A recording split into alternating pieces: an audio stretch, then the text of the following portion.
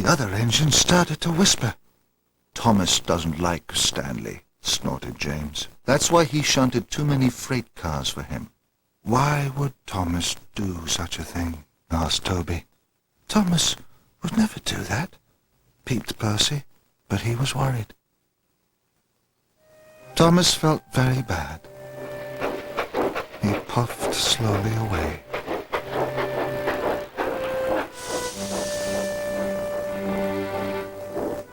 Thomas found an old track.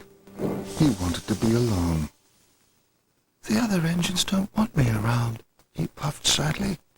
"They wish I wasn't here at all." Stanley puffed towards Thomas. He saw that Thomas looked sad and alone. "Thomas feels bad," he chuffed to himself. He felt very sorry for him. Later, Sir Topham Hatt called the engines together. "Now, Great Waterton may not be ready for Sodor Day," he announced sternly. The engines gasped. "Miss Jenny's crew will load the rubble into the freight cars tonight, but this means extra work for all of you," he added. "Tomorrow, you will start to shunt the freight cars away to the sidings." Thomas had let down Sir Topham Hatt. He had let down the other engines, and he had let himself down. The other engines started to chuff away.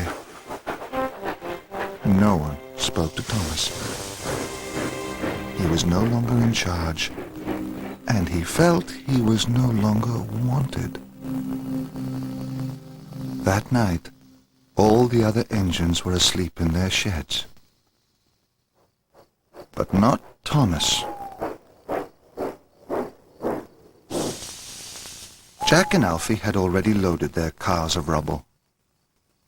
"If I shunt all the freight cars away to the sidings, the tracks will be clear in the morning. Then everyone will like me again." Thomas wanted to do something to get his old job back. So Thomas started to shunt the freight cars away. Thomas worked very hard. He felt very pleased with himself. Then Thomas saw one last freight car. It had rolled in front of an old mine shaft. "I'll soon fix that," Thomas smiled.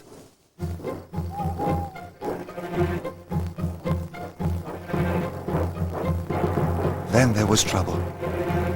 Thomas biffed the car too hard. It rolled forward and disappeared into the mine.